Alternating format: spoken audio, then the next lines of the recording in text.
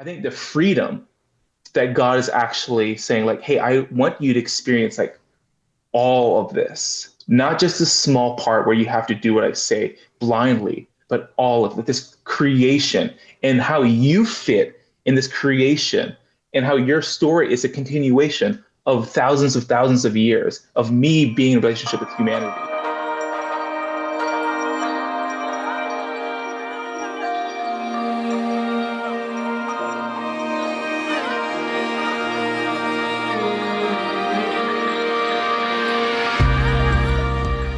Welcome back to the Rheology Podcast.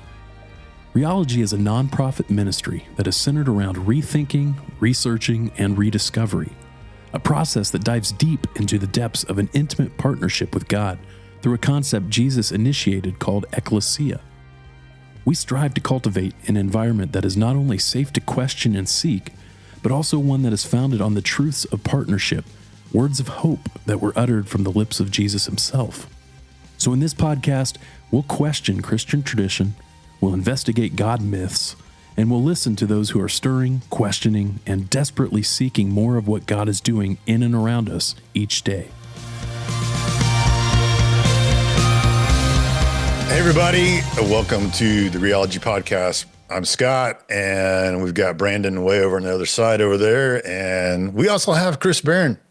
Chris is back, and hey Chris. Hello. Say hello to everybody. Hello, people. Hello, everybody. Hello, people. So, welcome back to Rheology Podcast, and we are today going to talk about.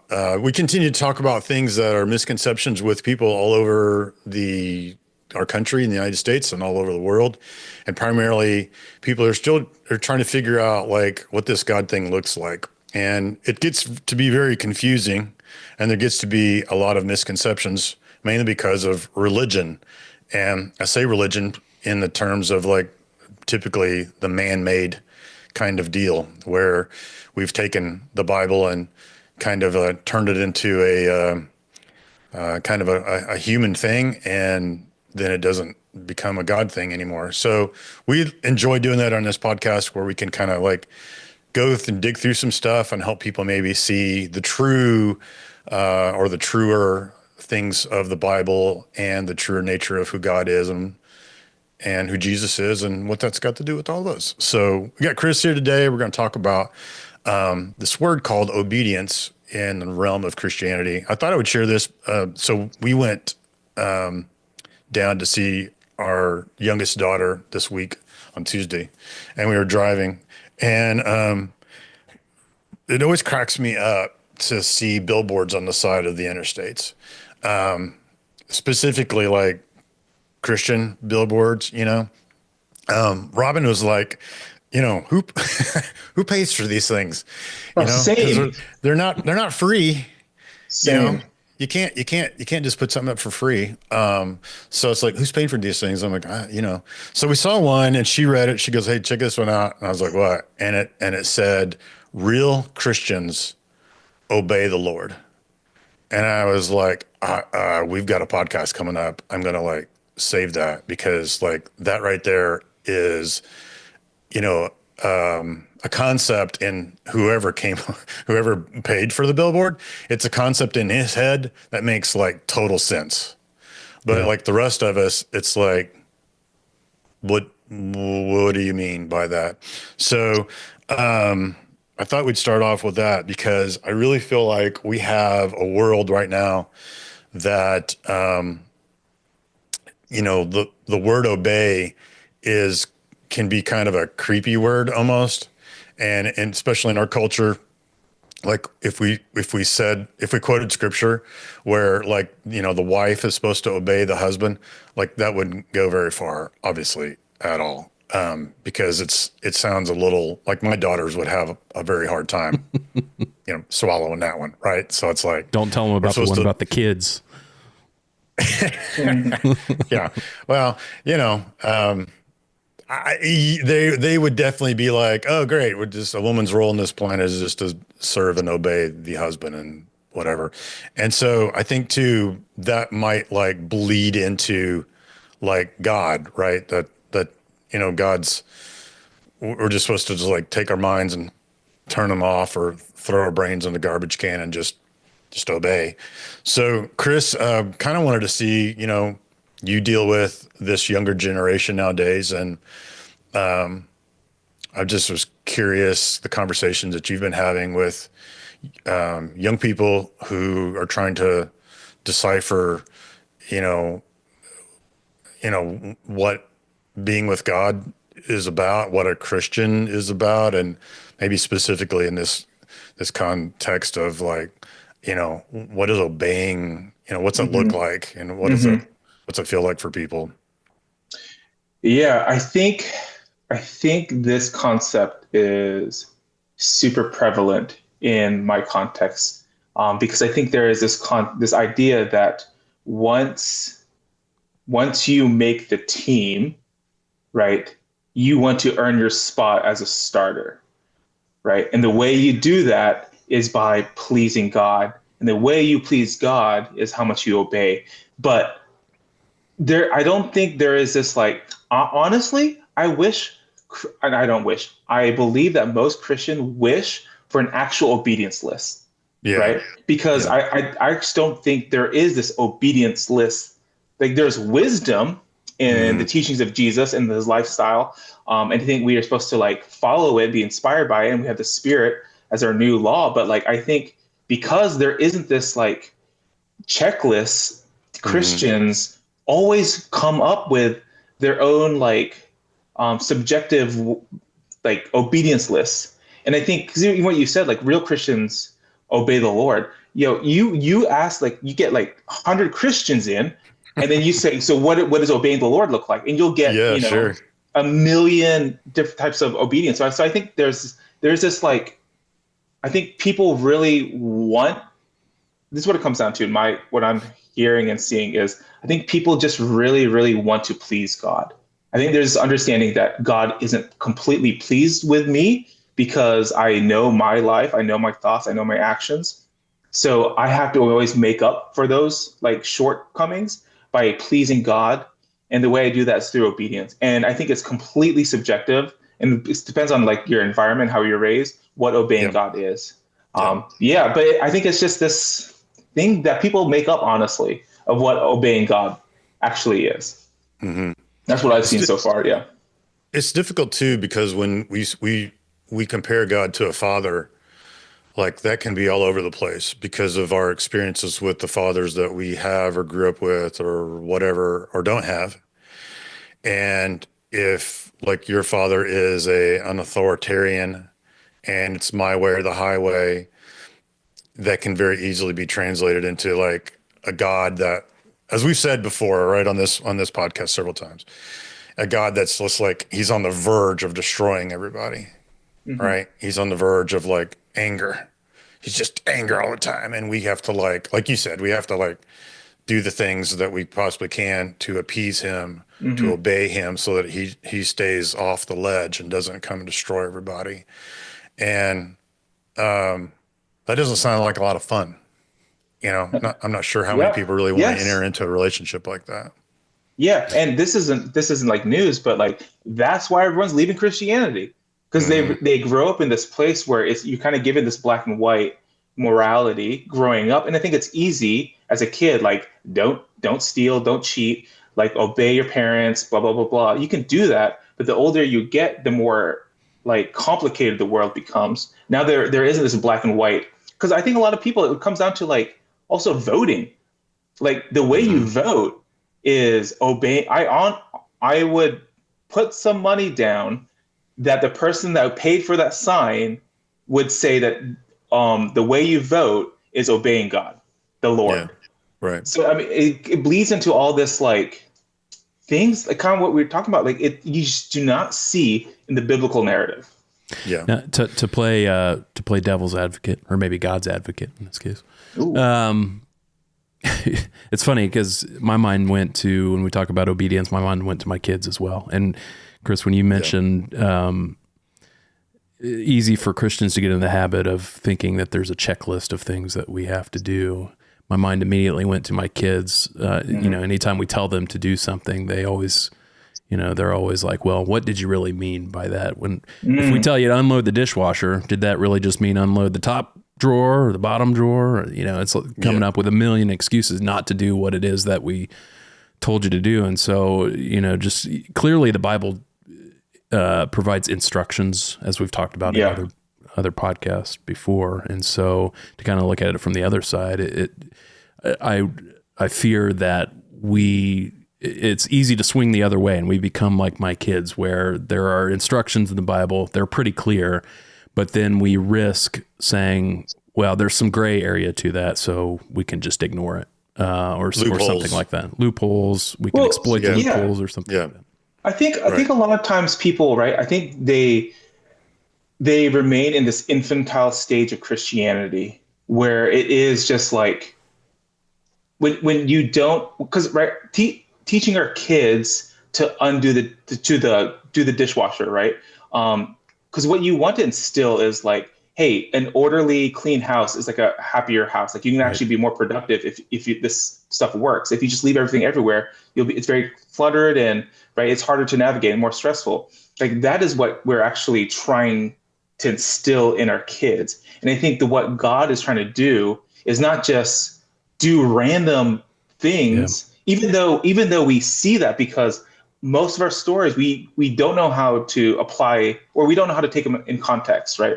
We don't know the full story, we don't know the full context of stuff. So we just nitpick at these obedience Yeah. moments that these And that, characters have and say, I have to do that. and that's where it gets difficult, right? Because in my Yeah. scenario, maybe I mean kind of a broader, hey, we want to keep our house tidy and stuff like that. But maybe I also mean, hey, I want you to unload the dishwasher right now.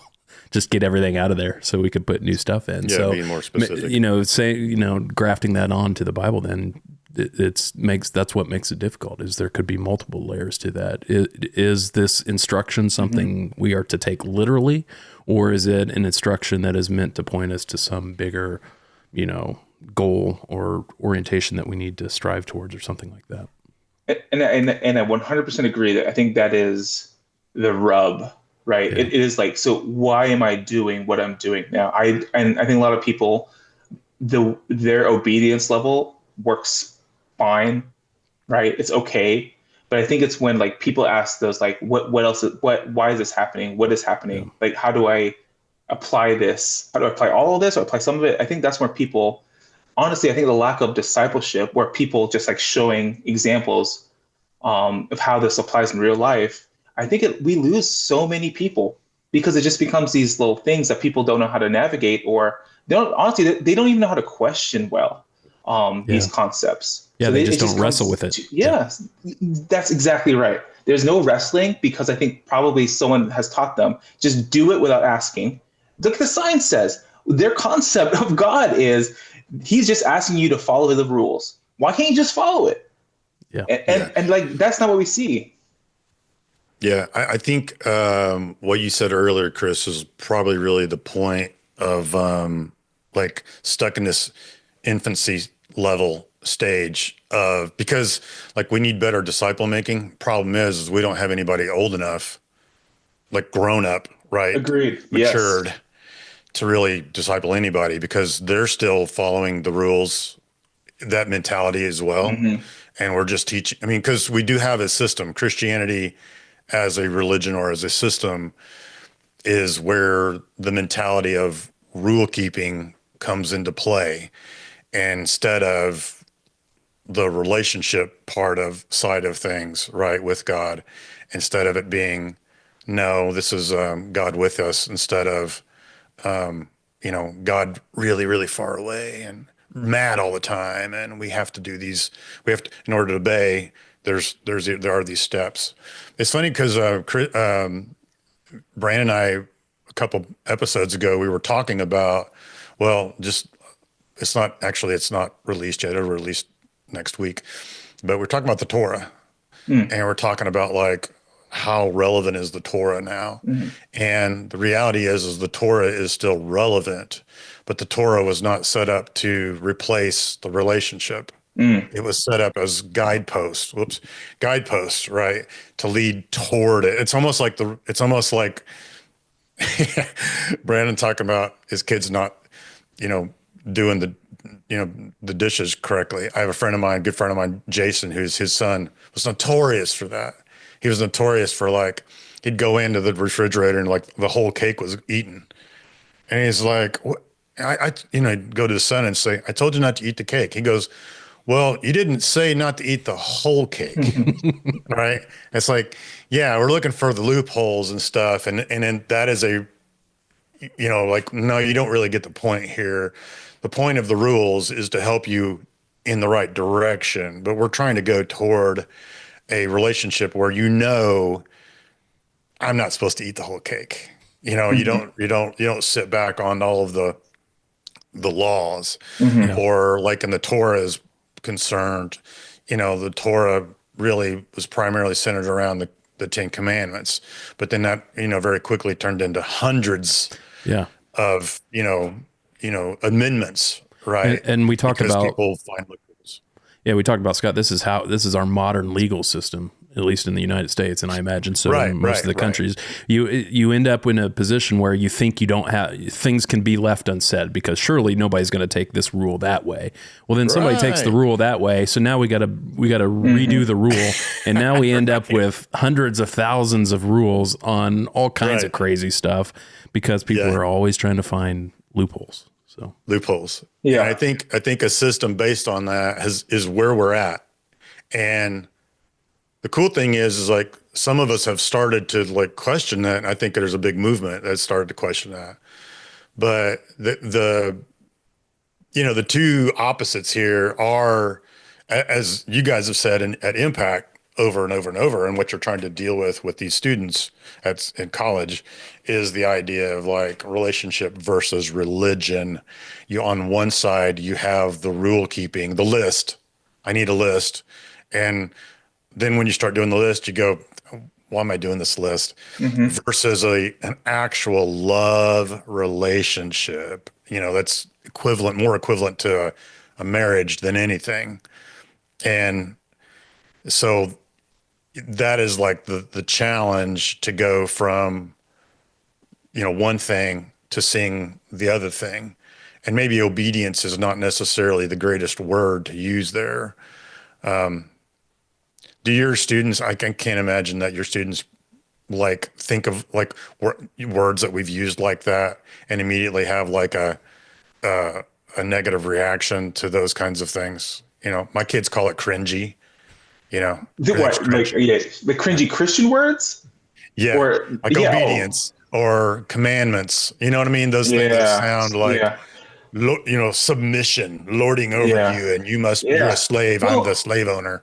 honestly, I think once they become like impact pilled, it becomes more of a cringy word, right? Yeah, But I think a lot of times Christians love using those words. yeah, I think they love saying like God is my master, or like I'm trying to like honor God or please God, obey God. Like I think the more Christians you have in a circle and more of those words are used, I think Christians will start one-upping each other with those hmm very hmm cringe words. Where hmm for when I hear, I'm like, I don't know if you have this like relationship with God. I think you're following religion. Because even from my personal Sure. experience, this is not. I'm not trying to give parenting advice at all. So try not to read it this way. But spanking, right? I think I think my parents had really good intentions, and I think they did the best with what they had.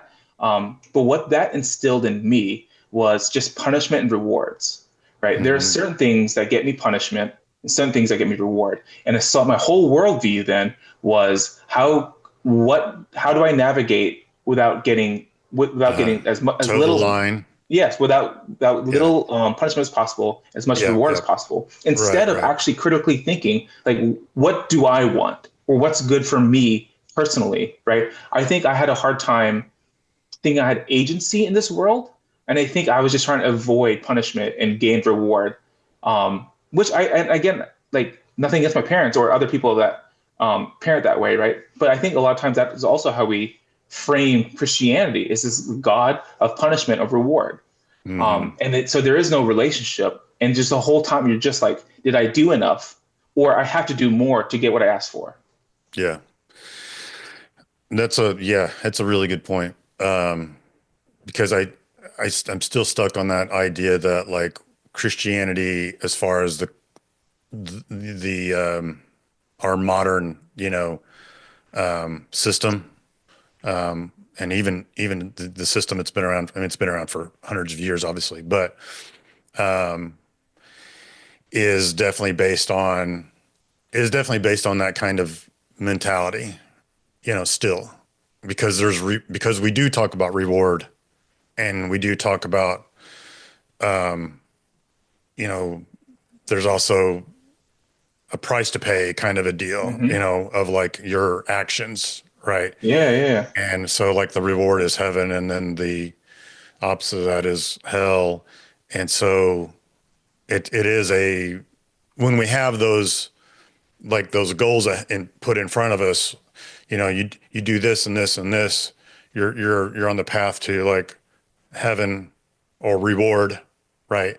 And if you don't, you get spanked in Yeah. hell, you know. And it's like, and it really never, the problem with all that is like the story never, as we've talked about so many times, the narrative, right? The ecclesia, this love story, this rescue mission, it gets pushed way back in the back, and Yeah. it never gets Yeah. highlighted No. as like, this is the real point of the whole thing here. It's not just, the Bible's not just a book of do's and don'ts, and all that. Maybe obey is just not a, maybe that's where we get kind of tripped up on that, because honestly, like, I mean, like if I would say to you guys, like, what's the first thing that comes to your mind when you hear the word obey? Rules. The gut instinct. That's my, yeah, rules. Rules to Yeah. follow. The What first about you, thing that comes to Brandon? mind is What's your some first kind thing? of like a hierarchy of Yeah. power. Hmm. It's I cool. think of like, what I think of is like dog, right? You're training a dog to obey you, and you Yeah. you correct him when he's wrong, and Like, yeah, give him a yeah. treat when he's right, which is kind of the same deal here. So I thought we would look at, since we talk about this stuff, and we want to get down to like digging through the truth of what the Bible actually says and what it means. So I had some stuff here I thought we would like, we kind of go through. So there's some, since we're talking about Christianity, and we're talking about, uh, Jesus stuff, I thought we would look at the words that are used in the New Testament. We'll just let the Old Testament for now. We'll come back to the Old Testament in a second. But I thought we would look at some New Testament words, some Greek words, that every one of these words has been translated as obey, even though we're about to go through like four different Greek words. They're all translated as obey. So the first one comes from John chapter 8. This is verse 55. And it says, "Very truly I tell you, whoever obeys my word will never see death." And this Greek word is tereo, and it literally means to keep or to guard something. Another one comes from Luke 11:28. Jesus says, he replied, "Blessed rather are those who hear the word of God and obey it." And this word is phulasso, and it also means to guard or protect something. There's another word. This is in Acts 5:39. Peter and the other apostles replied, "We must obey God rather than human beings." And this is a Greek word called pytharheo, and it basically does mean an authoritative type of obedience. And then the last one is from Romans 6:16. It says, "Don't you know that when you offer yourselves to someone as obedient slaves, you are slaves of the one you obey, whether you're slaves to sin, which leads to death, or to obedience, which leads to righteousness." And this is the Greek word hupakuio, which means to listen intently. It's actually, it's actually, this word is tied to like when someone like knocks at the door, and you Mm. say, "Who is it?" Like that moment, you're waiting for a response, is this Greek word. So when we think of these, like there is one to obey someone as an authority, right? But these other ones, and Jesus specifically in John and Luke, he's telling people to obey, the word, obey his word, obey God's word. And it's not the authoritative part of that. It's actually finding something of value and like keeping it and protecting it. Mm. And to me, I felt like, you know, that is exactly what we were kind of talking about, this mentality of people, the authoritative one is like, there's rules to our world, there's rules to our city, our county. If we break those, the sheriff gets called, the police get called, and then we got to call Brandon or someone like him to, Don't help us call in me. court or whatever. Not Brandon, unless we have a truck. Yeah, get a truck involved. Semi. We got a semi, and we're good. But so that's the authoritative. But Jesus himself is not actually talking about that. He's actually talking about something that is, something worth keeping and hanging on to and keeping close to you. It's actually this idea of finding value. But I suppose there is at least a connection between the two, right? Because if I am not following or obeying in an authoritative sense something that Jesus has said to do I truly value it at that point or not? Yeah, I mean, I think the first thing, the thing that comes first is the value, because you value it. And then if Jesus says, I want you to go over here and do this, then you're going to do it because you value it. But like with our rules and stuff like that, I mean, do we really like value rules, or we just, comply Yeah. with them Yeah. because we don't really have any other choice? Well, what is the other choice? You do have a choice, but what's the other choice? Again, it's reward and punishment. Right. And so like with, if I went out here and I drove my car 80 miles an hour in a 45 mile per hour zone, I have a choice. There's Yeah. definitely no value in that. I have people Yes, correct. all the time. So they definitely don't Yes. value the laws. It's almost like it's the difference between what we would call blind obedience versus obedience that's premised on your recognition that there is value in the obedience. Yeah. Right. So if we are, That's good. we don't want blind obedience. We don't want us to just be complying because somebody has told us to, and there's nothing to support any good coming out of doing that. What we want is a system where we see value in what's being explained or instructed, and that leads us to a desire to comply with that requirement. Yeah, I think in this situation too, if we take like one of these verses and we just take the word of obey out, and we put the word value in, it changes the whole idea of it. Like if we do that with John, or like we do with Luke, and Jesus replies, "Blessed are those who hear the word of God and value it." Yeah. And that means that whatever God is saying to us, whether it's, instructions or just truth, right? It's not necessarily, your mind doesn't go then to this idea of like, I'm going to have to like follow these list of things then. It's actually more along the lines of like, this is the stuff I've been missing in my life. There's another, so in Hold on. Psalm, yeah, go. I don't think we are like sitting, not us three right now, but I think as this, like when we are discovering this, like that changes everything. Yep. That literally changes everything. Because again, if you ask people why they read the Bible, I think it's because they feel like they're getting closer to God. But if you were to ask them why you're getting closer to God, it's because I'm finding more things to obey, and my obedience brings me closer to God. But what you guys are what you talked about right now is this idea that like value in what is being said requires you to sit with it and have an actual relationship with the person who said it, right? So now you're not scouring the Bible, decoding it for an obedience list. You're actually like sitting and like, wow, who is this?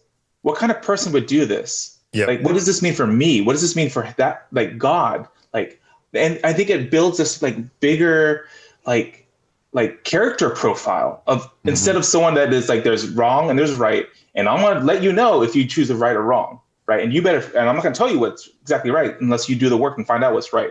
Then I'll bless you, or I'm gonna like you have to do a sacrifice, which is like obedience, right? Something you have to hate or something love has to be like killed, blah, blah, Yeah. blah. But I think Right. it's just like that right there, what we just like that little snippet completely, it's like a different religion, right?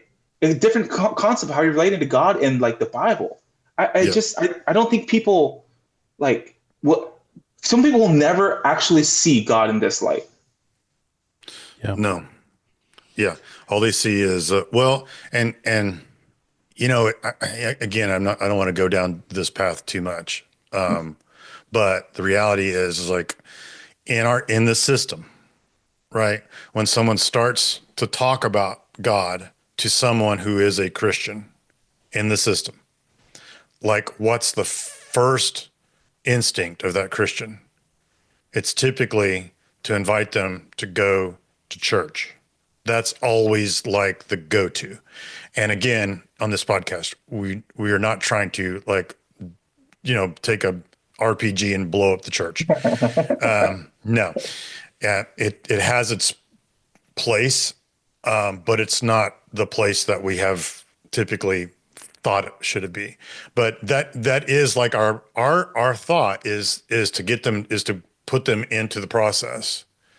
And the process, immediately when you say to someone who's come to you and is interested in God, and immediately when you say, I want to invite you to start going to church, like that in and of itself is the beginning of the rule keeping, Yes. Yeah. the obedience, because that's like step one. That's like commandment number one.